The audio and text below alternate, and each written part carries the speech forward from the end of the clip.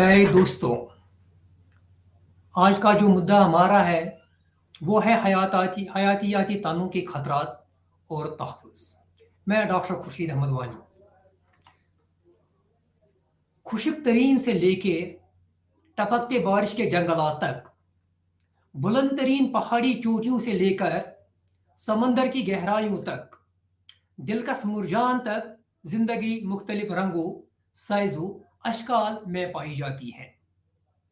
मुख्तलिफ किस्म के जानदार चीज़ें दुनिया को रहने के लिए एक खूबसूरत और दिलचस्प जगह बनाती है।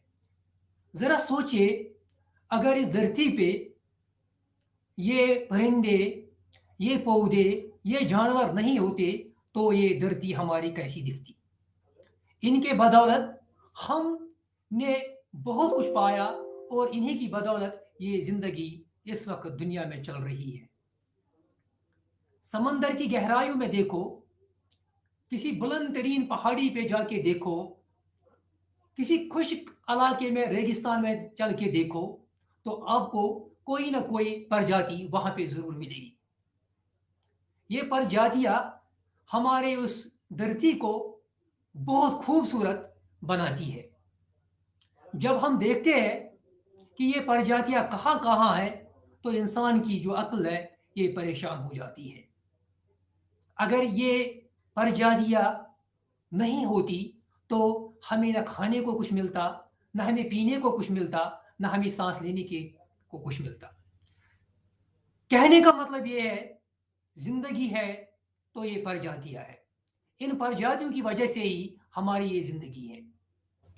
अब ये जो हयाताती तनु होता है, ये होता क्या है? अगर हम देखें, ज़मीनी, समंदरी और दीगर आबी माहौलियात निज़ामों और माहौलियाती अहाते जिनका वो हिस्सा है, यानी कि जब हम देखते हैं, चाहे समंदर में कोई प्रजाति पाई जाती है, चाहे किसी रेगिस्तान में कोई प्रजाति पाई जाती है, चाहे किसी पहाड़ी के ऊंचाइयों पे कोई प्रजाति पाई जाती है, चाहे ये एनिमल है, चाहे ये पौधा है, चाहे ये कोई बैक्टीरिया है, चाहे ये कोई फंजी है, ये सब मिलके बायोडाइवर्सिटी जिसको हम बोलते हैं, बायोडाइवर्सिटी या हयातियाती तनु कहलाते हैं। इन प्रजातियों के जो पार्ट्स है, उन प्रजाति के पार्ट्स को भी हम बायोडाइवर्सिटी में कंसिडर करते हैं। हयातियाती तनु की अकसाम, जब हम हयातियाती तनु की अकसाम की नजर डालते हैं, सबसे पहले हम जीनियाती तनों के बारे में बात करते हैं, जिसको हम अंग्रेजी में जेनेटिक डाइवर्सिटी के नाम से जानते हैं। पहले दोस्तों, अगर हम असल में देखें तो ये जो इस दुनिया में हमें मुख्तलिफ किस्म के जानवर, पौधे, बैक्टीरिया, फंजे देखने को मिलते हैं, ये इसी जीनियाती तनों के बदौलत हमको देखने को मिलते हैं। जीनियाती तनों के मुराद एक अनवा के अंदर मुख्तलिफ वरासती खासाइस की हद होती है। इसका मतलब ये होता है कि एक प्रजाति जो है, उससे उसको अपने जो उसके जो पेरेंट्स होते हैं, उनसे उसको विरासत में क्या मिलता है, उसकी बदौलत इसमें बहुत ज्यादा वेरिएशन हमें देखने को मिलती है। अगर हम बात करें, दुनिया में इस वक्त अगर हम देखें, आम की 5000 से ज्यादा रिकॉर्ड शुदा अकसाम हमने देखी। न जाने और कितने प्रजातियां और कितने अकसाम आमों की होंगे जो हमारे नजर में अभी तक नहीं है।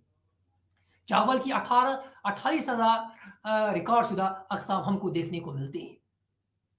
हमने तो सिर्फ आम के 2 या 3 स्पीसीज देखे जो हमने खाए। चावल के 1 या 2 स्पीसीज हमने देखे, लेकिन दुनिया की तरफ हम जब नजर बढ़ाते हैं, इसमें तो बहुत ज्यादा डाइवर्सिटी है, उसमें बहुत ज्यादा वेरिएशन है। और ये जो वेरिएशन है, ये इसी जेनेटिक डाइवर्सिटी की वजह से ही हमको देखने को मिलती है, जिसको हम उर्दू भाषा में जीनियाती तनों के नाम से जानते हैं। दूसरा जो अकसाम है वो है प्रजातियों का तनाव, जिसको हम अंग्रेजी भाषा में स्पीसीज डाइवर्सिटी भी बोलते हैं। यह स्पीसीज डाइवर्सिटी होती क्या है? एक माहौलियाती निज़ाम में मौजूद मुख्तलिफ प्रजातियों की तादाद और उनमें से हर एक की नस्बतन कसरत, इस चीज को हम प्रजातियों का तनाव बोलते हैं। जब हम देखते हैं अपने आसपास, अपने इर्द गिर्द हम देखते हैं, हमें पौधों के बहुत सारे अकसाम देखने को मिलते हैं। हम कुत्ते देखते हैं, बिल्लियाँ देखते हैं, हम इंसान देखते हैं, हम कीड़े मकोड़े देखते हैं। ये अलग अलग प्रजातियों का तनाव है। ये अलग अलग प्रजातियों का, जिसको हम स्पीसीज डाइवर्सिटी बोलते हैं, उनका ये तनाव है। इसके अलावा जब हम और नज़र बढ़ाते हैं, तीसरा जो अकसाम है बायोडाइवर्सिटी का, हयातियाती तनों का, तो इसको हम बोलते हैं माहौलियाती निज़ामी तनों।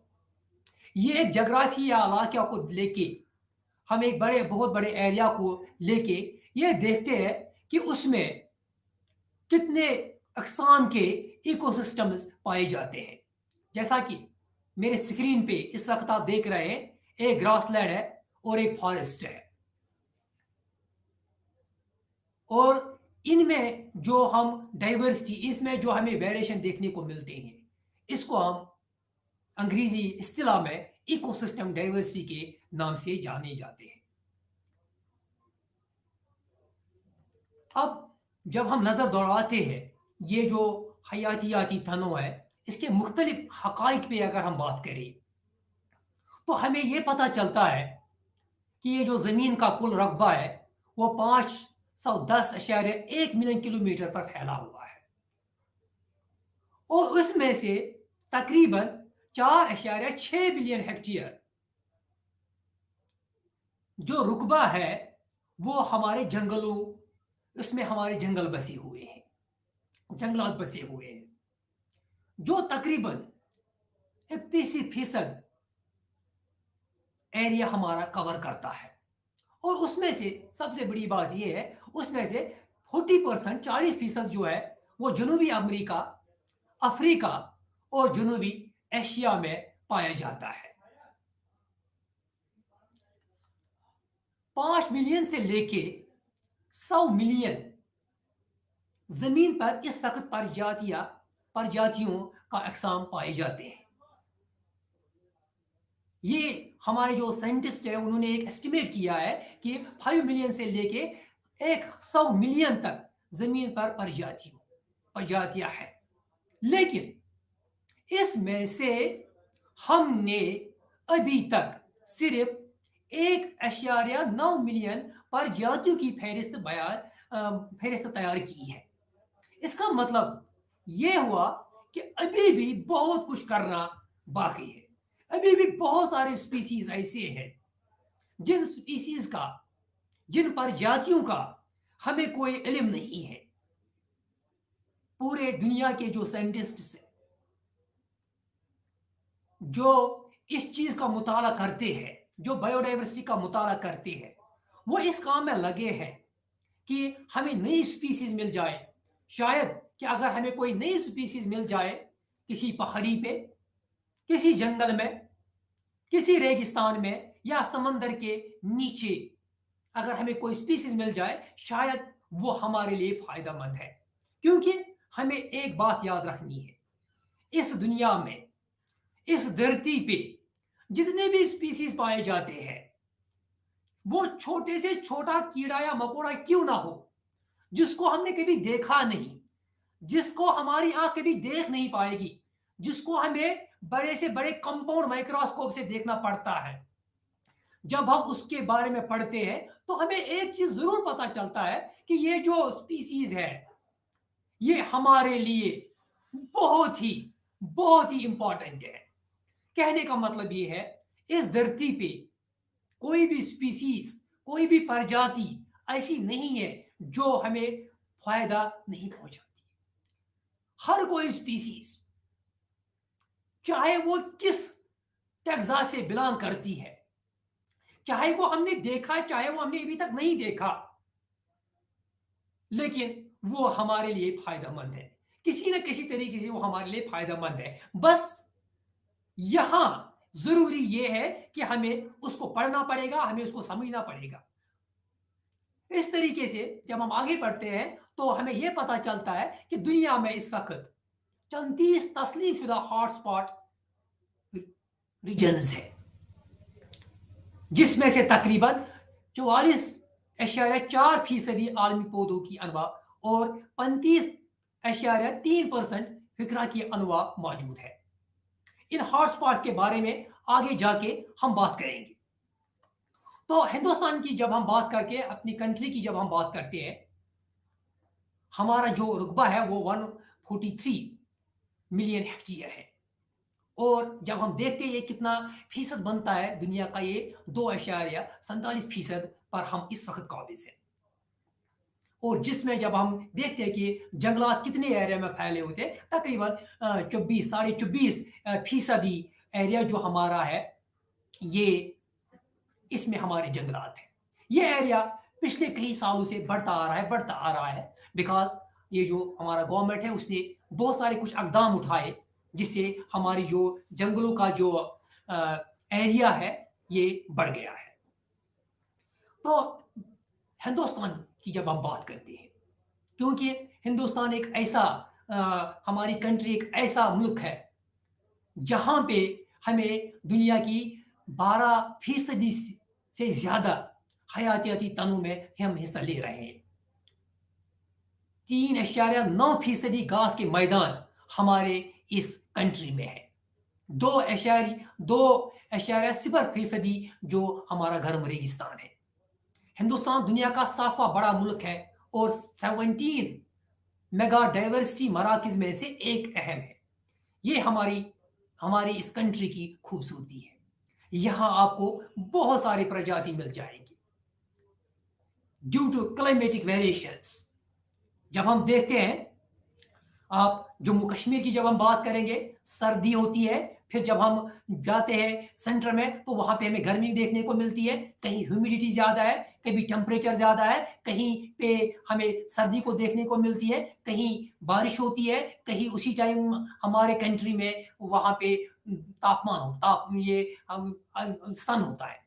तो इसका मतलब ये जो क्लाइमेटिक वेरिएशंस है, इन क्लाइमेटिक वेरिएशंस के कारण जब हम देखते हैं कि हमें एक खूबसूरत एक कंट्री मिली जिसमें बहुत सारे प्रजाति हमें देखने को मिलती है, इसीलिए इसको मेगा बायोडाइवर्सिटी रीजन माना जाता है।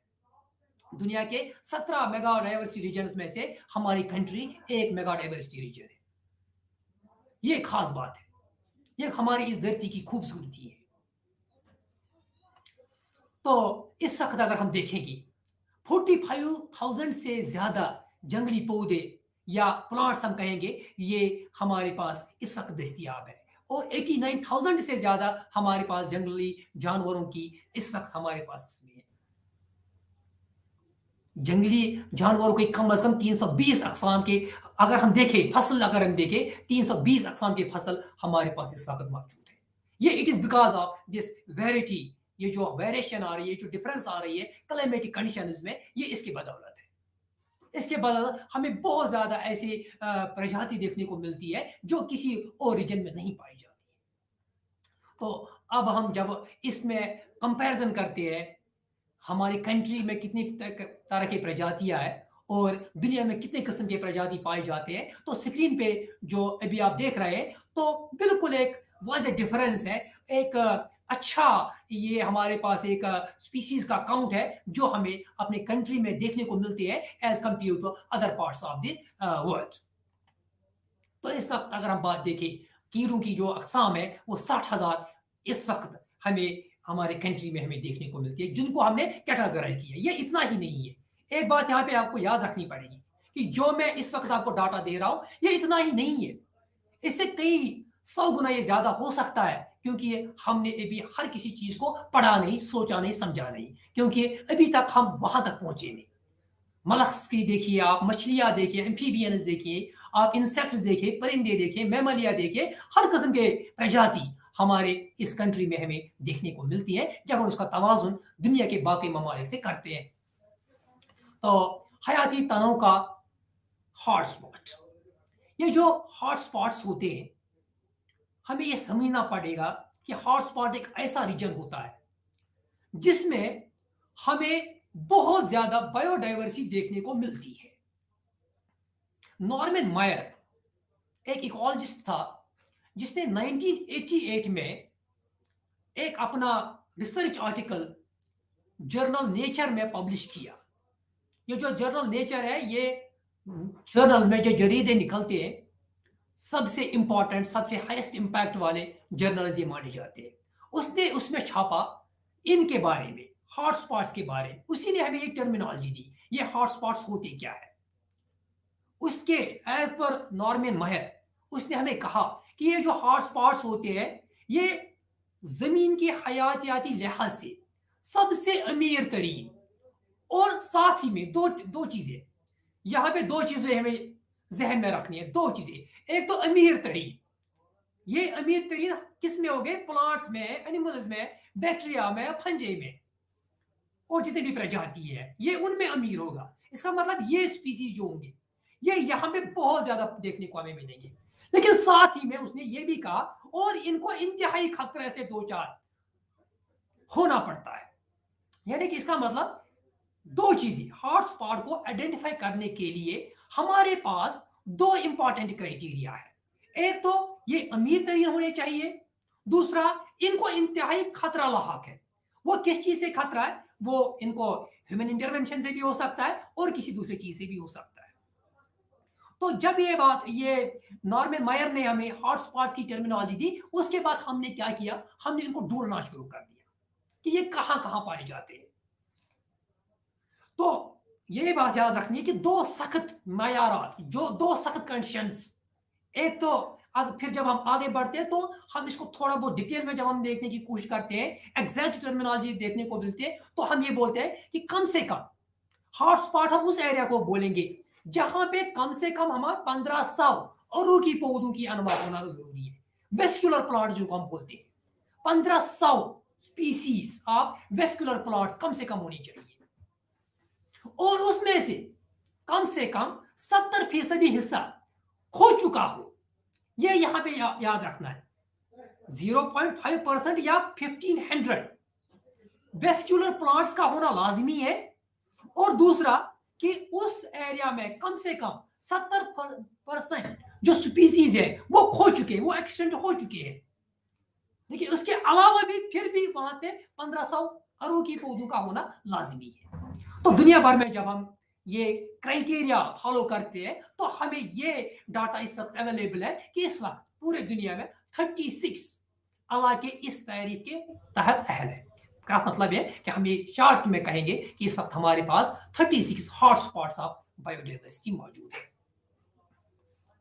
ये जो साइट्स हैं, ये जो हॉटस्पॉट्स हैं, ये तकरीबन 60% पौधों, परिंदों, मैमलिया, रेंगने वाले जानवरों और एम्फीबियन प्रजातियों की हमायत करती है। तो है ना ये बहुत ही अच्छी बात। आप देखिए ये एरिया कितने खूबसूरत एरिया होंगे जहां पे हमें तकरीबन हर कोई चीज मिलता है, और वो भी इस तरीके से मिलता है कि उनकी कंसंट्रेशन बहुत ज्यादा है।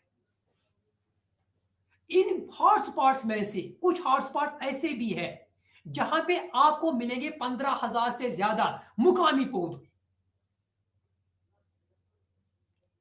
और उसमें से कुछ हॉटस्पॉट्स ऐसे भी हमको देखने को मिलेंगे जिसमें से उसने कुछ में से 95% तक स्पीसीज एक्सटिंक्ट हो चुके हैं, लेकिन फिर भी वो हॉटस्पॉट ऑफ बायोडाइवर्सिटी है क्योंकि नए स्पीसीज ऐड होते जा रहे हैं। यह है खूबसूरती इन हॉटस्पॉट्स की। और इन हॉटस्पॉट्स में और एक इंपॉर्टेंट चीज क्या होता है? वो होता है कीस्टोन स्पीसीज। यह कीस्टोन स्पीसीज क्या होती है, इसको हम आगे जाके और थोड़ा डिटेल में बात करते हैं। तो जब हम इंडिया की बात करते हैं, अपनी कंट्री की जब हम बात करते हैं, तो जैसा कि मैंने पहले कहा, we are rich in biodiversity. हमारी जो कंट्री है ये बहुत ही रिच, बहुत ही अमीर तरीन कंट्री है जब हम बायोडाइवर्सिटी की, हयातियाती तनों की बात करते हैं। मगरबी गाठिया, मशरकी हिमालय, हिंद बर्मा का इलाका जो है, सुंदरलैंड जो है, ये 4 हॉटस्पॉट्स ऑफ बायोडाइवर्सिटी हमारी कंट्री में है। अब देखिए पूरे दुनिया में सिर्फ 36 हॉटस्पॉट्स है, और उसमें से 4 हॉटस्पॉट्स का जो एजाज मिला है, जो अवार्ड मिला है, वो इंडिया को मिला है। जैसा कि मैंने पहले कहा, it is because of varied climatic conditions. हमारी जो कंट्री है इसमें क्लाइमेटिक वेरिएशंस बहुत ज़्यादा है और इसकी वजह से हमें बहुत ज़्यादा स्पीसीज देखने को मिलती है। और इसी के लिए हमारे कंट्री में अगर हम देखें इस बायोडाइवर्सिटी की इंडस्ट्री हम हर कोई खड़ा कर सकता है, जो हम आगे बात करेंगे। तो जब हम देखते हैं और एक टर्मिनोलॉजी जो हम जब पढ़ते हैं, जैसे कि अभी हमने हॉटस्पॉट्स में बायोडाइवर्सिटी में बताया था कि मुकामी पौधे, ये जो मुकामी पौधे होते हैं, मुकामी अनवा जो होता है, ये बहुत ही इंपॉर्टेंट होता है किसी भी इलाके के लिए या किसी भी चीज को कुछ, या चाहे हम उसको वर्ल्ड हेरिटेज साइट डिक्लेयर करें, चाहे हम इसको बायोडाइवर्सिटी हॉटस्पॉट या हम इसको मेगा बायोडाइवर्सिटी रीजन डिक्लेयर करें। इसके लिए एक इंपॉर्टेंट जो क्राइटेरिया रहता है वो होता है मुकामी अनवा, जिसको हम अंग्रेजी इस्तेलाह में बोलते हैं एंडेमिक स्पीसीज। ये वो स्पीसीज है जो पर्टिकुलर इलाके में पाए जाते हैं और जब हम उसको देखें और कहीं नहीं मिलेगा आपको, आप उसको देखो आपको यही मिलेगा, जैसे कश्मीर का हांगुल, कश्मीरी गुलाब, ये आपको यही मिलेंगे और कहीं नहीं मिलेगा।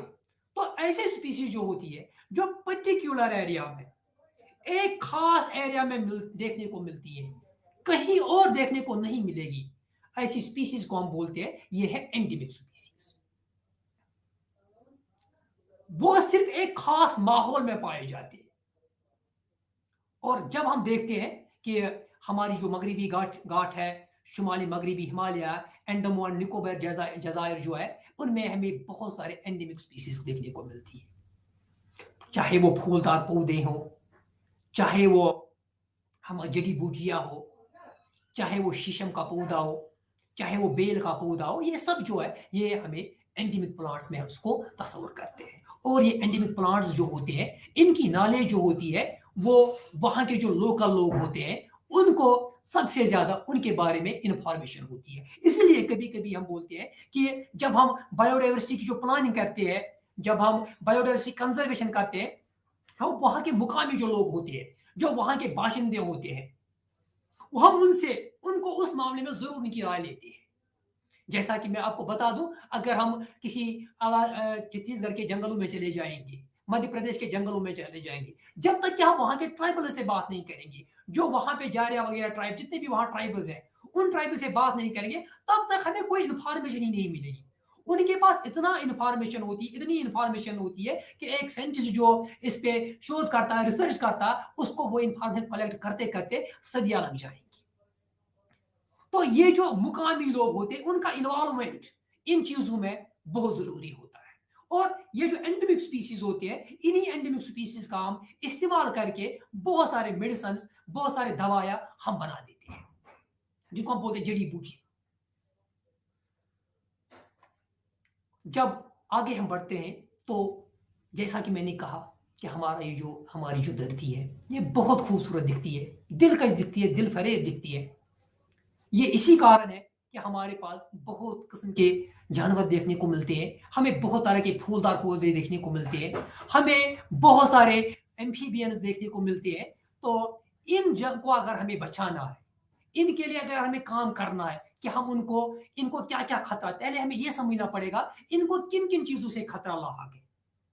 जब हम देखते हैं उसमें सरफेस सबसे ज्यादा जो खतरा रहता है वो रहता है इंसानी सरगर्मियों की वजह से। ये जो इंसानी सरगर्मियां है ये पिछले कई सदियों से बहुत ज्यादा बढ़ चुकी है। इसके कारण क्या हुआ कि जो हमारे बहुत ज्यादा इंपॉर्टेंट स्पीसीज थे, जिनसे हमको बहुत ज्यादा चीजें खाने को मिलते थे, पीने को मिलते थे, वो सब स्पीसीज जो है वो हमने खो चुके। इसीलिए कि जो ह्यूमन इंटरवेंशन है, जिसको हम बोलते हैं कि इंसानी सरगर्मियों की वजह से जब इंसान इनके बगल में उसने क्या किया, उसने रहना बसना शुरू कर दिया, तो इन स्पीसीज को खतरा लाक हुआ। चाहे वो जानवर हो, चाहे वो पौधा हो, उनको नुकसान हुआ। क्योंकि जहां भी इंसान जाता है, जहां भी ये मनुष्य जाता है, ये वहां पे अपना असर जरूर डाल देता है। देखो, ये किसी नदी के पास पहुंच गया तो उसने उस नदी को खराब करके रख दिया, ये किसी जंगल के पास पहुंच गया तो उसने उस जंगल को साफ करके रख दिया। तो ये इसको हम बोलते हैं ह्यूमन इंटरवेंशन। इससे सबसे ज्यादा इस वक्त हयातियाती तनों को खतरा लाक है। इस तरीके से जब हम आगे बढ़ते हैं तो हमें और एक बात पता चलती है कि ये जो जंगलात हैं, जब हमने जंगलात की कटाई शुरू कर दी, जब हमने जंगल काटना शुरू कर दिया, तो क्या हुआ कि जो वहां पे प्लांट्स थे, प्लांट्स तो जाते ही है कि हम काट रहे हैं तो प्लांट्स तो गए ही गए। एक तो ये होता है कि भाई एक बड़ा प्लांट है जिसको हमने लकड़ी के लिए काटा, हमने इसको मेडिसिन के लिए काटा, लेकिन इसके साथ साथ हम और भी जो पौधे छोटे मोटे होते हैं जो हमको दिखते नहीं है वो भी इसके साथ चले जाते हैं। उसके अलावा जो जंगली जानवर वहां रहते हैं वो जंगली जानवर भी वहां से निकल आते हैं और फिर ह्यूमन वाइल्ड कन्फ्लिक्ट शुरू हो जाता है। जो तीसरा उसका मेन कारण है वो है सहराबंदी, जो डेजर्टिफिकेशन जिसको हम बोलते हैं। क्योंकि बहुत सारे जो एरिया होता है, बहुत सारे एरिया दिन ब दिन वो डेजर्ट्स में कन्वर्ट हो जाता है, क्योंकि अर्बनाइजेशन की वजह से लोगों ने जंगलात का कुछ कुछ हिस्सा काट दिया है और वो जो एरिया होता है वो बंजर बन जाता है। और जब वो बंजर बन जाता है वहां पे जो स्पीसीज होते हैं वो स्पीसीज भी उसी के साथ चले जाते हैं, चाहे वो पौधा हो, चाहे वो जानवर हो, चाहे वो छोटा कीड़ा मकोड़ा क्यों ना हो, वो भी इसके साथ चला जाता है। ये भी एक खतरा है बायोडाइवर्सिटी को इस वक्त, जिसकी तरफ हमको ध्यान देना बहुत जरूरी है।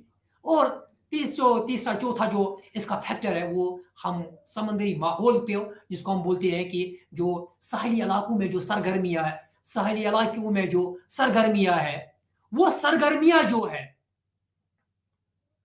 उसके बदौलत जितने भी ये प्रजातियां समंदरों के नीचे या समंदर में पाई जाती है वो खत्म हो जाती है।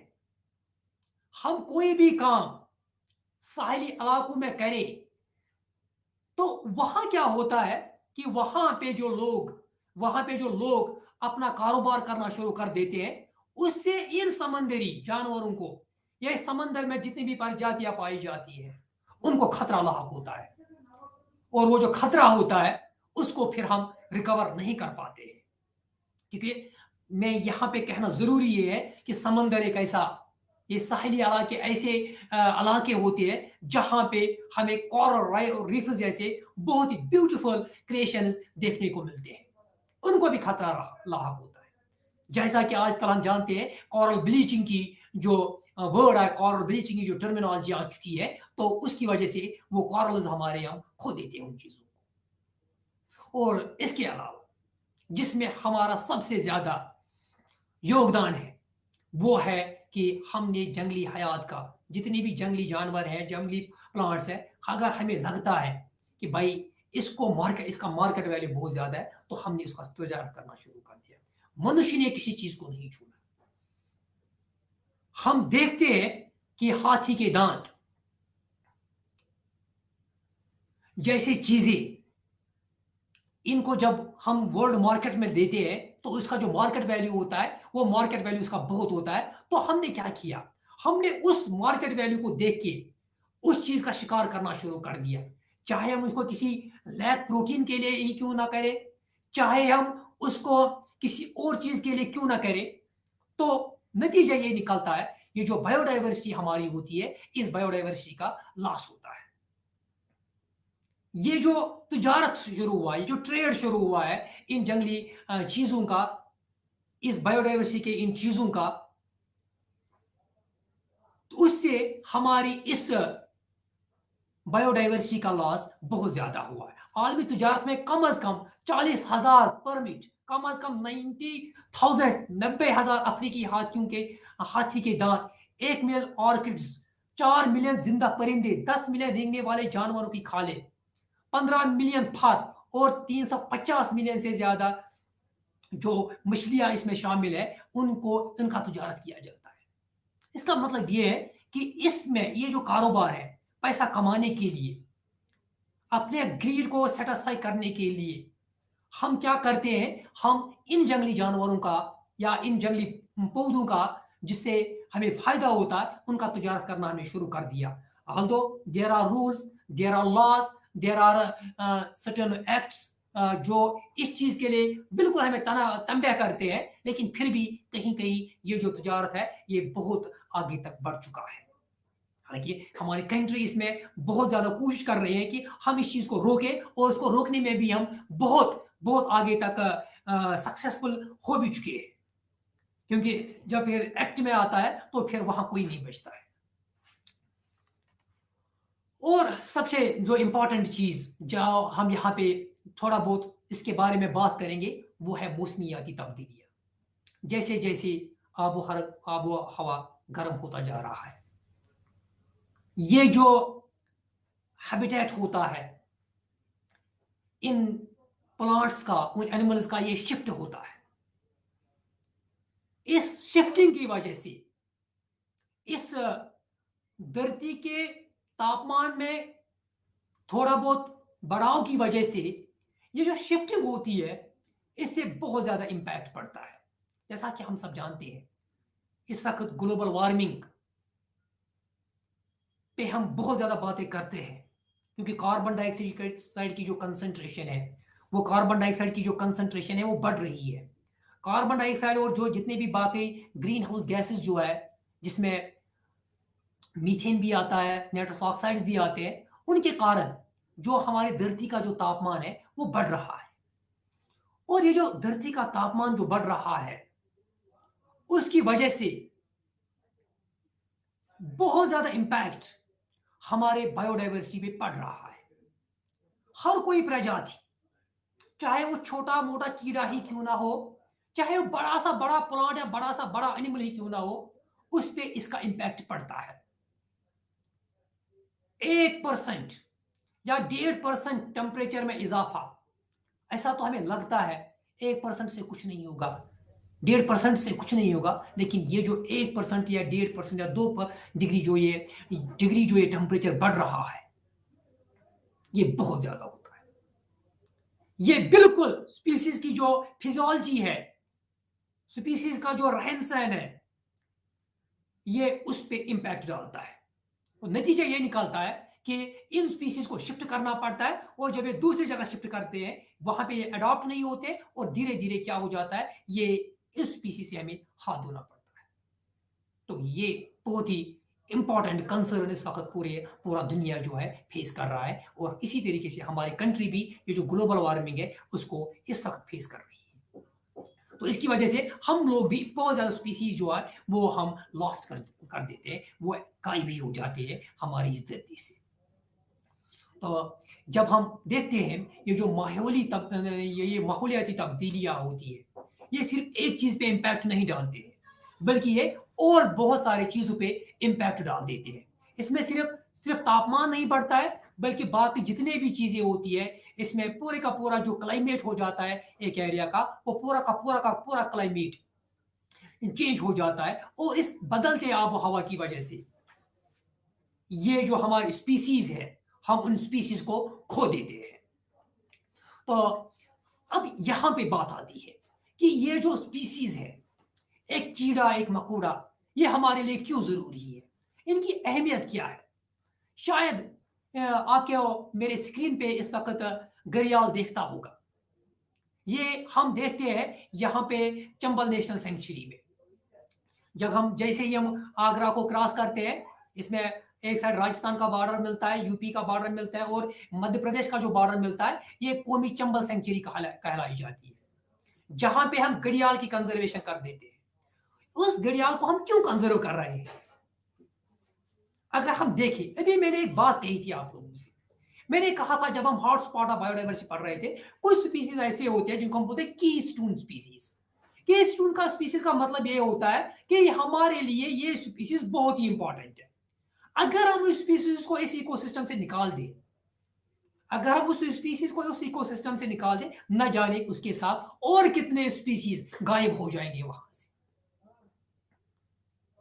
तो ऐसी स्थिति में हमें क्या करना पड़ता है, हमें इन स्पीसीज को कंजर्व करना पड़ता है। ये एक आइडियोलॉजी है, ये एक आइडिया है कि हम इनको क्यों कंजर्व करते हैं। जैसा कि और एक चीज मैं आपको बता दूं, 1973 में जो प्लानिंग कमीशन है उसने तकरीबन 25 करोड़ रुपया की लागत से एक मंसूबा तैयार किया, अगर हम देखें कि केरला स्टेट इलेक्ट्रिसिटी बोर्ड ने एक प्लान दिया था, उन्होंने एक प्रपोजल दिया था गवर्नमेंट को कि वो वहाँ पे जो साइलेंट रिवर वैली है, साइलेंट रिवर वैली के पास वो एक डैम कंस्ट्रक्ट करना चाहते थे और उस डैम से वहाँ का जो एरिया था उस एरिया को वो पानी दे देते, वहाँ का जो एग्रीकल्चर है उनको पानी दे देते और वहाँ से पावर वो जनरेट करते, इलेक्ट्रिसिटी जनरेट करते। ये जो उन्होंने ये जो प्रपोजल दिया गवर्नमेंट को, ये एक्सेप्ट भी हुआ, लेकिन ये high court, honourable high court में ये चैलेंज हुआ इस बुनियाद पे कि ये जो साइलेंट रिवर वैली है, यहां पे कुछ प्रजातियां ऐसी हैं जो बहुत ही इंपॉर्टेंट है। अगर हम यहां पे एक डैम कंस्ट्रक्ट करें तो उसके नतीजे में हमें ये पूरा का पूरा साइलेंट रिवर वैली जो एरिया है, ये जो हम बहुत सारे प्रजातियों से भरा हुआ है, ये हमको आने वाले सालों में हमें ये सब खो देगी। तो फाइनली ये जो प्रोजेक्ट है ये अबैंडन किया गया। मेरे कहने का मतलब यहाँ पे ये है कि एक स्पीसीज को बचाने के लिए हम करोड़ों रुपया खर्च करते हैं। इसलिए खर्च करते हैं क्योंकि ये स्पीसीज जो है, ये स्पीसीज हमारे लिए बहुत ही जरूरी है। हमें तो लगता है, देखने में हमें लगता है भाई ये कीड़ा है, ये किस काम का है, लेकिन जब हम पढ़ते हैं वो कीड़ा हमसे कहीं ज्यादा इंपॉर्टेंट होता है। इस इकोसिस्टम की जो बैलेंस है, इस इकोसिस्टम बैलेंसिंग के लिए वो बहुत ही इंपॉर्टेंट रहता है। इसलिए इस स्पीसीज को बचाने के लिए हम कुछ भी कर देते हैं। तो इसी तरीके से जब हम बात करें तो हांगुल की बात करें, जो दाशिगाम नेशनल पार्क में पाया जाता है, जिसका तादाद इस वक्त 237 है। ये तभी है जब हमने इसकी कंजर्वेशन शुरू कर दी, क्योंकि इनकी जो तादाद थी वो कम होती जा रही थी। करोड़ों रुपया खर्च कर रहे हैं हांगुल को बचाने के लिए, क्योंकि हांगुल हमारे लिए एक इंपॉर्टेंट स्पीसीज है, इसको हम खोना नहीं चाहते हैं।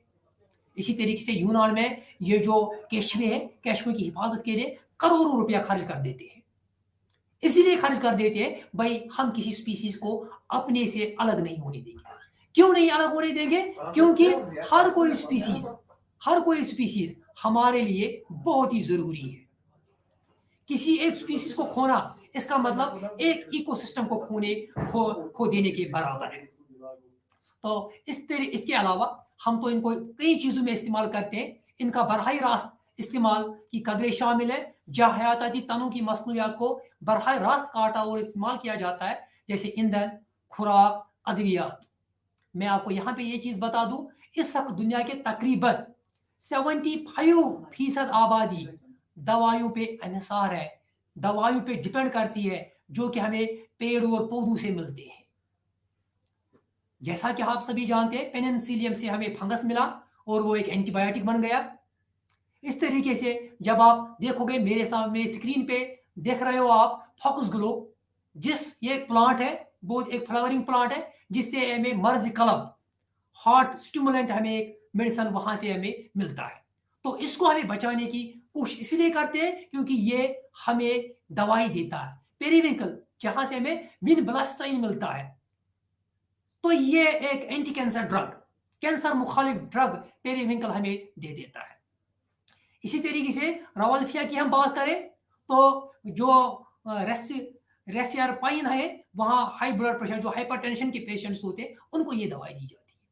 और जब हम इस चीज को देखें, इस वक्त पूरे दुनिया में अगर आप देखोगे, इंडिया की जब हम बात करेंगे तो आप देखो कितनी बड़ी बड़ी इंडस्ट्रीज आयुर्वेदा पे है। आयुर्वेदा यूनिवर्सिटीज बन गई हमारे पास, क्योंकि लोगों ने शोध किया, उन्होंने देखा कि भाई ये जो प्लांट्स है, ये जो एनिमल्स है, उनसे हमें मेडिसिन मिलेंगे। इनके प्रोडक्ट्स हमने एक्सट्रैक्ट किए, और जब हमने इनके प्रोडक्ट्स एक्सट्रैक्ट किए, हमें बहुत सारे बीमारियों के जो मेडिसिन है, दवाई है, वो हमें वहां से मिले। तो अभी भी हमें नहीं पता कि कितने प्लांट्स अभी भी हमने आइडेंटिफाई नहीं किए।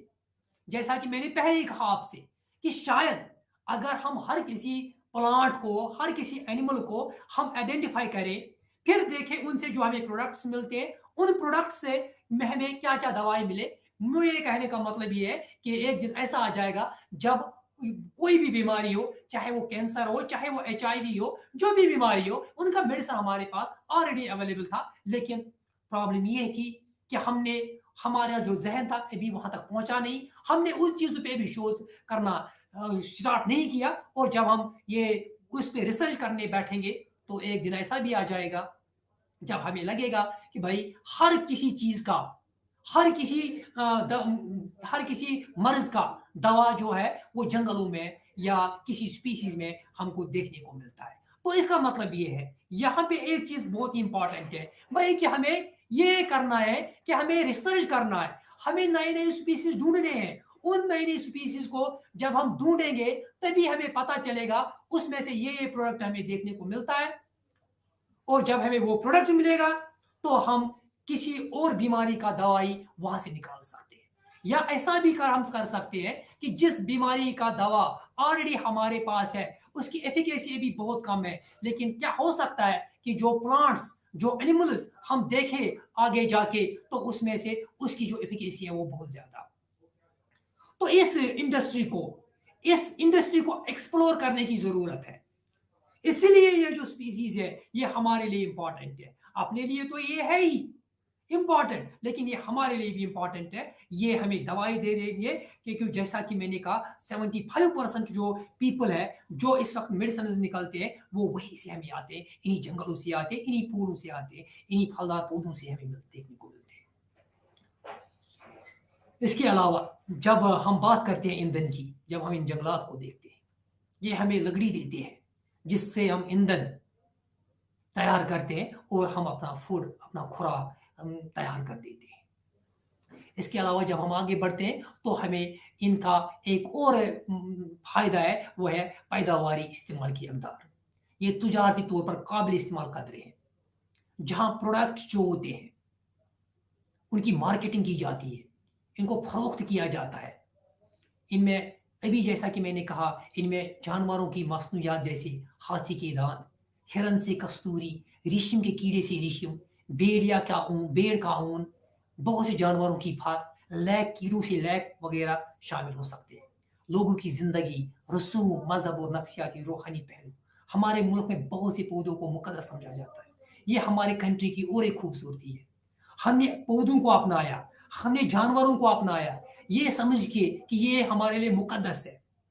जैसा तुलसी, पीपल, आम, बेल, ये और एक खूबसूरती है। उससे क्या होता है, एक तो ये जो हमारे बिलीफ्स है, उस बिलीफ सिस्टम की अगर हम बात करें, और दूसरा ये कि हम इन पौधों को कंजर्व करते हैं। यहाँ पे हम इन पौधों को बहुत मुकद्दस समझ के हम उनको इनकी कंजर्वेशन करते हैं। ये हम अगर शायद ये ना होता, शायद हमें नहीं पता तुलसी आज होता, पीपल आज होता, आम होता, लेकिन उनको मुकद्दस समझने के बाद हमने क्या किया, हमने इन प्लांट्स की कदर की, उनको वैल्यू दिया, और उनको हमने कंजर्वेशन में एक जगह दे दी।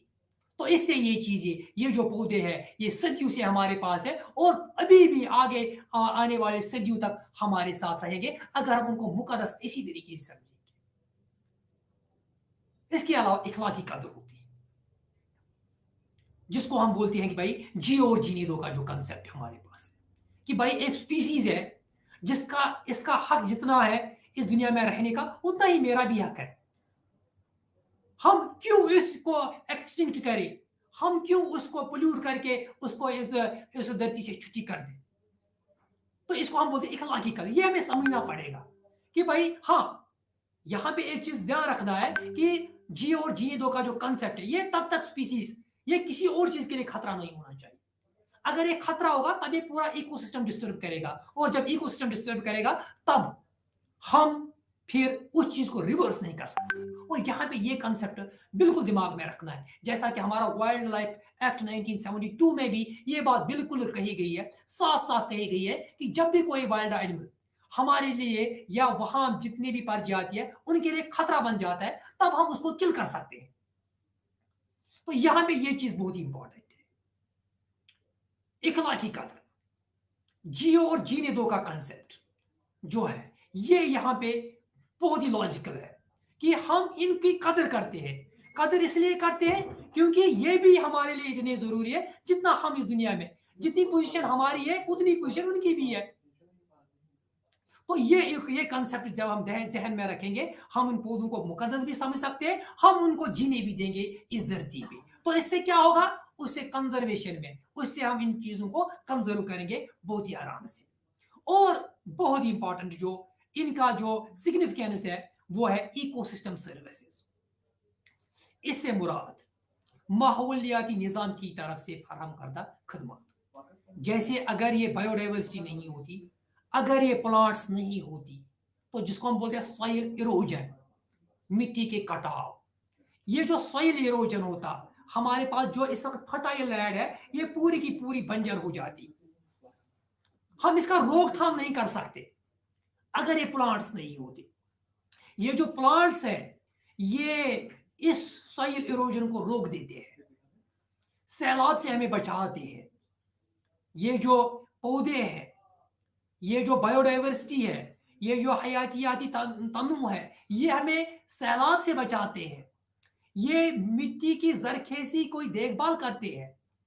ये जो हमारी मिट्टी है, अगर ये जरखेज नहीं होती तो उसमें कोई फसल नहीं पैदा होता, और अगर हम फसल पैदा नहीं होता तो हम क्या खाते, हम क्या पीते।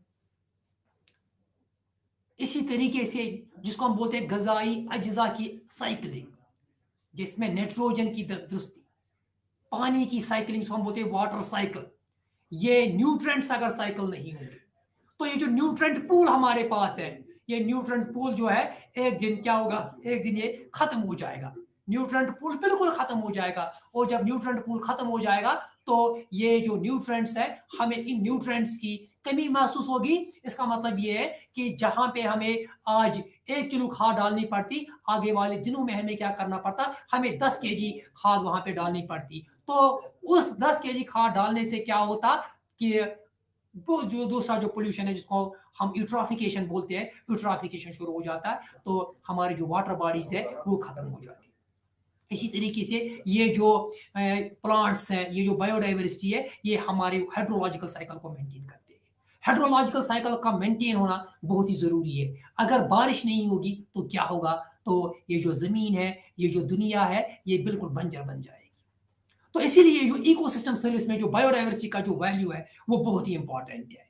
तो इसीलिए चाहे ये इकोसिस्टम में उनका वैल्यू हो, चाहे ये किसी दवाई में उनका योगदान हो, चाहे और कोई ये हमें ईंधन देते, ये सब चीजें जो है ये इस बायोडाइवर्सिटी को, हयाती तनु को हमारे लिए बहुत ही इंपॉर्टेंट बना देते हैं। तो इससे फिर क्या हमें समझ में आता है, इसके में ये भी समझ में आता है कि ये बायोडाइवर्सिटी जो है ये जमालियाती कदर में भी इसका योगदान है। ये क्या है, हम क्यों भाई बंजर जमीन में बसना पसंद करेंगे, हम क्यों हर बार उस एरिया में जाते हैं जहां पे बहुत ज्यादा सब्जार होता है, जहां पे बहुत ज्यादा पौधे होते हैं, जहां पे जंगल होते हैं। हर कोई बोलता है कि भाई हमें अभी छुट्टियों में हमें जम्मू एंड कश्मीर जाना है, हमें मनाली जाना है। क्यों बोलता है ऐसा, क्योंकि उसको वहां पे कुदरती हुस्न देखने को मिलता है। ये कुदरती हुस्न जो है ये तभी है जब हमारे पास ये बायोडाइवर्सिटी है, जब हमारे पास ये हयातियाती तनु है। अगर ये डाइवर्सिटी नहीं होती, अगर एक ही किस्म के पौधे होते, अगर एक ही किस्म के जानवर होते, हमें हमारे आंखों को ये अच्छा नहीं लगता। लेकिन जब हम इस डाइवर्सिटी को देखते हैं, जब हम ये मुख्तलिफ अक़साम देखते हैं, तो हमें अच्छा लगता है। एक साल में हम एक जगह चले जाते हैं, अगले साल हम छुट्टी में कहीं और चले जाते हैं, क्योंकि भाई वो तो हमने देखा, अब हमें वो देखने को मिलेगा। अब हम उस एरिया में जाएंगे, वो हमें ये देखने को मिलेगा। इसी तरीके से इख्तियारी कदर भी है। ये इख्तियारी कदर ऐसा है जिसकी हमें अभी पता नहीं है, ये हम तलाश कर रहे हैं। इस बात का हमें गुमान है कि भाई आने वाले दिनों में हम एड्स का वैक्सीन निकाल देंगे, हम कैंसर का कोई दवाई निकाल देंगे।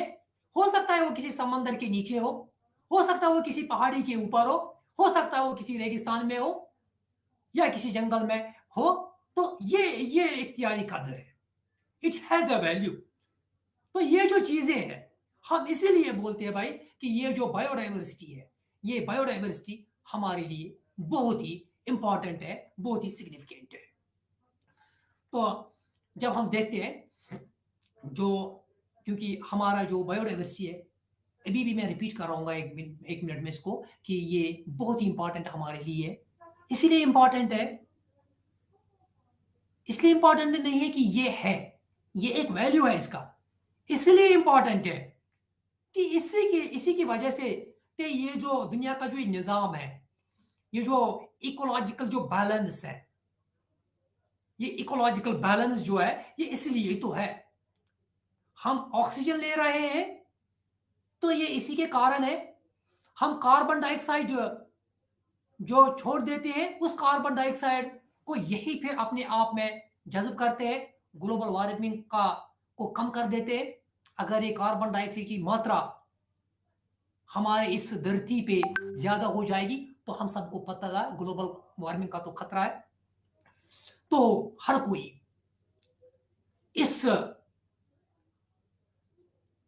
कोई चाहे वो साइंटिस्ट हो, चाहे वो कोई इकोनॉमिस्ट हो, क्योंकि एक साइंटिस्ट को पता है ये बायोडाइवर्सिटी हमारे लिए कितना जरूरी है। एक इकोनॉमिस्ट इसको इकोनॉमिकली देखता है, एक एनवायरमेंटलिस्ट इसको एक एनवायरमेंट की व्यू से देखता है, और हर कोई आदमी फर्द दुनिया के हर कोने से इस बायोडाइवर्सिटी को अपने लेवल पे वैल्यू दे देता है। और ये जो वैल्यू है, ये किस प्रकार का वैल्यू है?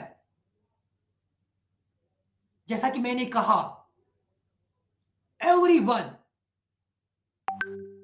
has a value and everyone, चाहे वो इकोनॉमिस्ट है, एनवायरमेंटलिस्ट है या बायोलॉजिस्ट है, व्हाटएवर ही इज, वो इसको अपने नुक्ते नजर से वैल्यू दे देता है।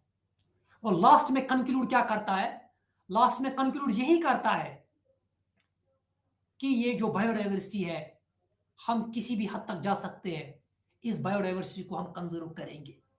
इसलिए गवर्नमेंट ऑफ इंडिया वो एक सेपरेट बजट रखता है इस बायोडाइवर्सिटी को कंजर्वेशन करने के लिए।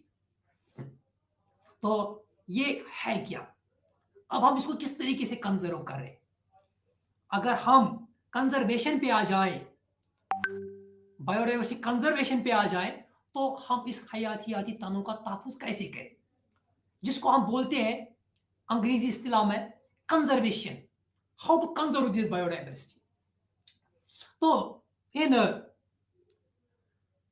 शॉर्ट के इसको हम दो तरीके से कंजर्व करने की कोशिश करते हैं। एक होता है जिसको हम बोलते हैं इन सीटू कंजर्वेशन। समझने की जरूरत है भाई, इन सीटू कंजर्वेशन जो है, ये वो कंजर्वेशन है जो हम एक स्पीसीज जो होती है हमारे पास, उस स्पीसीज को हम अपने ही एनवायरमेंट में, अपने ही घर में, अपने ही माहौल में, वहीं पे जाके इसको हम कंजर्व करने की कोशिश करते हैं। ये बहुत जरूरी है। हालांकि हम उसको कुदरती जो इसका रहायशगाह है, जहां पे रह रहा है, अगर हमें लगता है, देखो पहले समझना है कंजर्व किसको हम करें। अगर हमें लगता है कि कोई भी स्पीसीज जो है ये IUCN के किसी भी थ्रेट कैटेगरी में आ गई, अगर ये किसी भी थ्रेट कैटेगरी में आ गई, तो इसका कंजर्वेशन लाजमन बन जाता है।